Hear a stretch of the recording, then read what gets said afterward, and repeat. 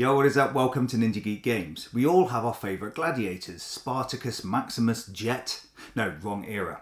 Well, Chip Theory Games have brought this exhilarating theme to the tabletop with Hoplomachus Victorum, an epic campaign of danger, daring, courage, and even more danger. And the best thing about this game is that you don't need to have any friends because it's a solo-only experience. Are you not entertained? I can hear the crowd chanting my name already. They're saying, Mark, this game has been around for a couple of years. Why are you only reviewing it now? Well, that's none of your business. Just kidding, this is for two reasons. One, this is a new to me game, and two, Chip Theory have not long ago released the expansion Pandora's Ruin. In this video, I'll give an overview of the base game, how the campaign works and what I like, but I'll also go over what the expansion adds and whether you need to think about adding it to your collection. If you want, you can skip to that part of the video now by clicking the timestamp in the description. For the base game of Victorium, you take on the role of a hero charged with defeating Pluto's Scions to prevent the eruption of Mount Vesuvius. Now, spoiler alert, unless we're in the multiverse, I think we know how this plays out. Nevertheless, are you just delaying the inevitable? Here you travel the land taking part in various events that include the use of chariots, tridents and shackles. These all involve some form of combat and clever objective where you're rewarded with character development, allowing you to become stronger throughout the game. But you're not alone. This is a team event. As you progress, you'll have a camp of followers, groupies if you will, well, when in Rome, but instead of indecent proposals, they fight for your honour and you'll be glad for it. This is because the events get tough and you'll need all your strength to take on the endgame Scion. Also throughout play, you'll meet 3 Primus enemies, which are basically badass versions of yourself, so you'll need to be fully prepared to take these on. Let's take a look. It's not seen in many games where neoprene mats come as standard, and Chip Theory Games have really outdone themselves here, and I'll show you a few more of these later. Your whole campaign is played out on a huge game mat, with areas for your camp, collected cards, the arena used during events, as well as areas for enemy components and other cards that affect the game. At the bottom is a really cool map split into 8 sections with areas to track your location and where you'll face 3 Primuses and your Scion. Another impressive piece is the stadium or glorified chip holder. This holds the remaining enemies separated into factions as well as the 3 different types of event cards. Now the ratio of box size to components is not quite comparable. We've got about 200 chips that are stored in compact trays, perhaps the same number of cards and about 20 dice. Most of the room in the box is taken up by this colossal piece in the game mats, so don't be disappointed when you remove these and everything else is stored in a corner. But that doesn't matter because the production quality is excellent, as with all Chip Theory games. Aside from the health chips, all the others are heavy duty, robust, with nice artwork and iconography. The game looks superb on the table and everything's within easy reach, which is great. Setup's relatively simple too. You stack a few faction chips in the stadium, separate cards, sort a few trays for the other chips in the main board area, and add some tokens to the bag and you're good to go. Well, sort of. You've got the hero set up first. For most campaign games I've played, I've really enjoyed character creation, and here it's no exception. You get 8 heroes to choose from, all represented by a chunky coloured chip. All their stats are provided in the rules, you just transcribe the one you want onto the character sheet. You're thinking about something with range, then go for the Amazon or the Parthian. You want something a little bit more meaty, try the Argonaut. Each of the heroes comes with a small deck of prowess cards that provide powerful abilities once claimed, and depending on the difficulty level, you gain immediate upgrades before the game begins. These include better dice for combat, increased health, and a number of active prowess cards. You also get to pick the endgame Scion you're going to face. There are 8 in total and all include their own chip counter and character card detailing the different setup requirements and special abilities. What's cool here is that for the Primus enemies, which are the bosses you'll take on before reaching the Scion, you select 3 hero chips, randomly or not, and flip them, and these reveal their stats and abilities. All the rest are removed from the game and the remaining ones sit on the stadium and await your pleasure. During play, your party moves around the map and essentially you're trying to level up your hero and gain as many powerful allies as possible before taking on one of the Primuses. Defeat it and you'll move to the next act and do similar until you've beaten 3 of them. At the end of the 4th and final act, you'll take on your chosen Scion. Movement around the map is quite limited. You can't backtrack, but you can find loops and even use ships to travel greater distances. Now, each Primus in the game is associated with a particular map section, so before time runs out, you need to ensure you can make it to the capital to fight them. If you fail to prepare, then prepare to fail. Misjudging distance as well as taking time to rest and heal or bypass an event can lead you to taking on a Bane. These are chips that are detrimental to your hero and camp, and as time goes on these become harder to avoid.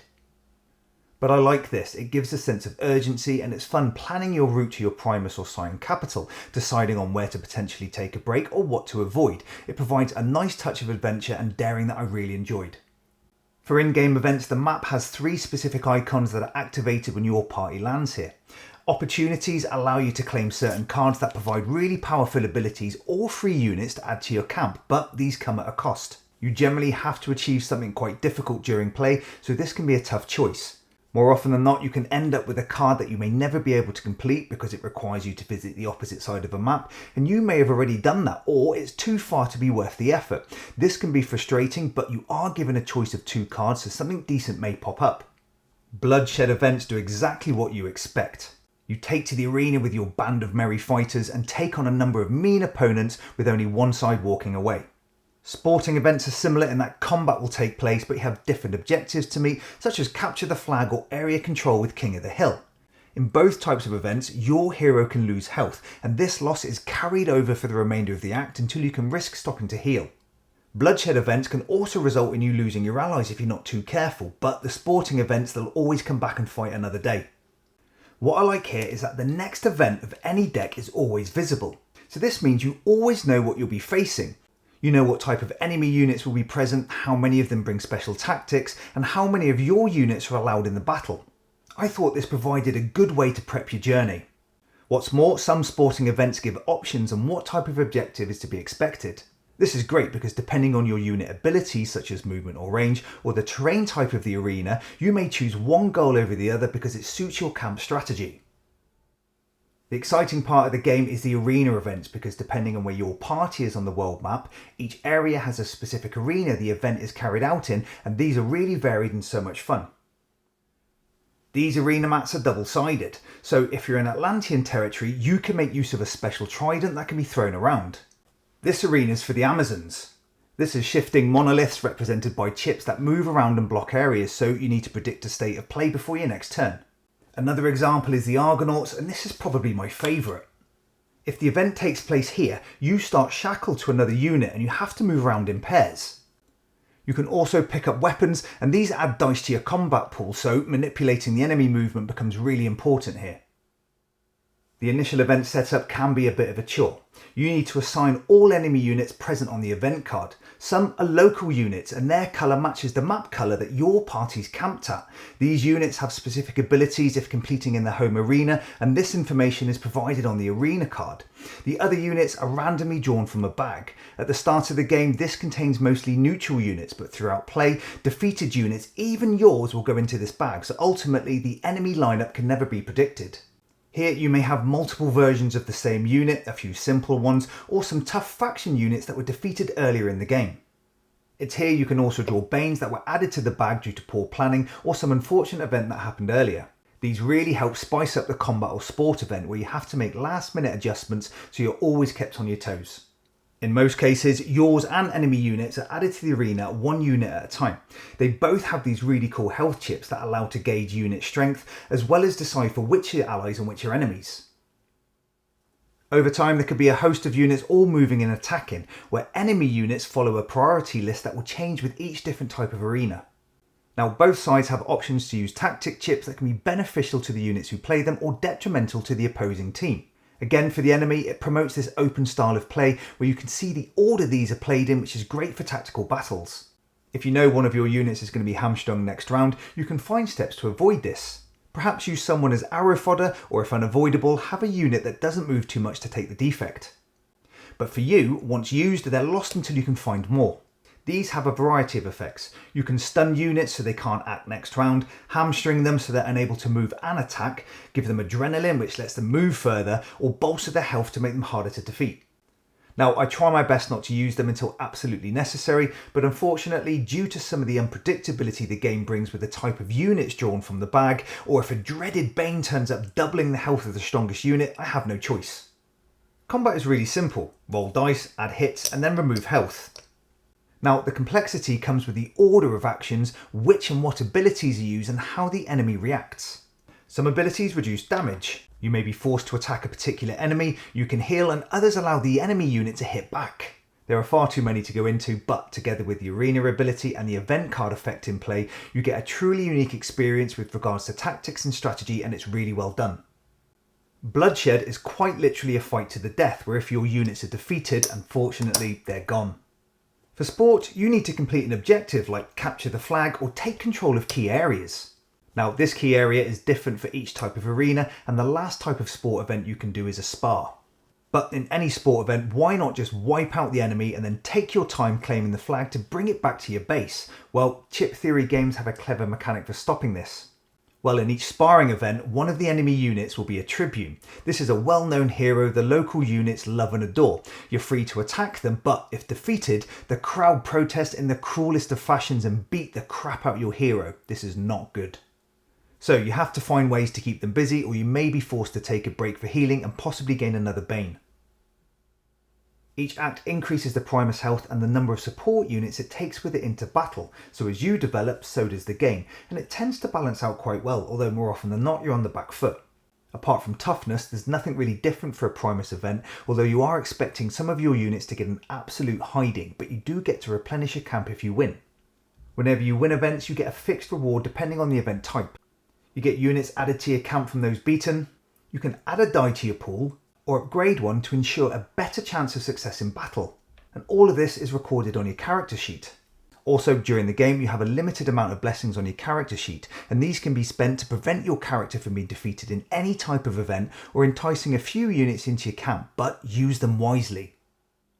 The Scion event are the final stage after Act 4. The chosen enemy has its own setup requirements, and this generally includes gaining health for each Bane collected, so stop being stupid, although blessings can negate this, so be careful how you play. Now, throughout the game, although the event cards do produce mostly unique experience with regards to lineup, tactic use and arena ability, you can't help feeling it seems a little repetitive, especially after 30 or so events. However, the Scions add a little, what I call, Roman flair to the game. Instead of the standard move and attack mechanic we've seen, here you roll a specific number of coloured dice and then follow a list detailing how the Scion acts based on the colour of the hits rolled. This means although you know how it moves and attacks, you can only guess at the distance, direction and value. Now from this, each of the Scions has a completely unique skill set. I've not played them all, but the reference card detail exactly how they act and how they're defeated, and I'm pretty excited to try them all. Overall, it's an enjoyable experience. It's tough, engaging and thematic, and I really enjoyed the variety of enemies where their stats can change based on Banes and event cards, and I really like that aspect. The component quality is everything you would expect from Chip Theory games. The mats are well detailed, the chips look amazing, and they're solid enough to throw at people who annoy you, but as it's solo, there's no need for that. This is probably justification for the high price tag. As mentioned, compared to the box size, you don't get a ton of content. It's certainly enough, but I can see people dodging Victorium due to this, but it's just so pretty and the gameplay is top notch. The game difficulty scales very well between acts because you can soon become a hard hitter with the addition of powerful prowess cards. These come as generic and hero specific, where you can then have multiple cards in play at the same time, and this is where it becomes a little difficult to track. With your prowess cards, unit abilities, upgrades, arena abilities and event card effects, you'll be forgiven into forgetting something. Whether it's remembering a certain enemy ability can place a tactic anywhere, or increase the event difficulty based on the act, I sometimes had a hard time ensuring all these additions were added to a single event. Let the record show, I also forgot to change the arena map more than once when carrying out an event just after moving to a different map area. Actually, it's more than twice. Fine, 3 times. From this, tactics are placed by placing the chip under a unit's main chip. Once a few of these are placed, you'll likely be continuously lifting unit chips to reveal the forgotten tactic, only to find it's a tribune instead. I much preferred the mechanic seen in Too Many Bones of adding dice to the characters.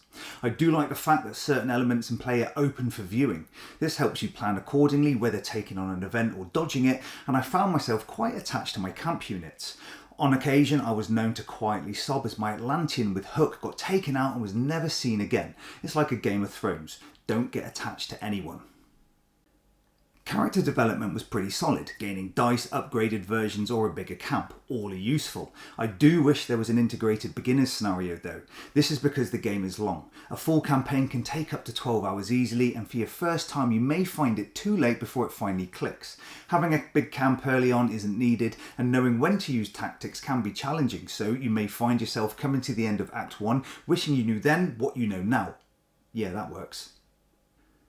Right, Pandora's Ruin, the expansion to Victorium. For those that jump straight to this part of the video, well, you missed a good time. Pandora's Ruin adds more content to the base game and additional modules that can be added as you see fit. We've got more Scions, special units and event cards, as well as modified rules for the base game arenas, so already I was intrigued. What I was particularly happy with was the introduction of the Mercury Boots module that basically halves the length of the base game. This includes a new hero tracking pad showing the reduced number of weeks within an act, and you start the game with 3 opportunity cards in play. Also, you start with more blessings and you spend these at setup to buff up your hero before the game begins. This is pretty cool because the expansion causes the game to escalate in difficulty quite quickly. During play, you now have a navigation stat, and this allows you to move greater distances and even through capitals where you couldn't do this before. What's more, with this variant, you can choose any point in the act to take on a Primus. It doesn't have to be at the end, and you can fight any number of them at any time. So if you're feeling particularly spicy, think about taking on all 7 during your adventure.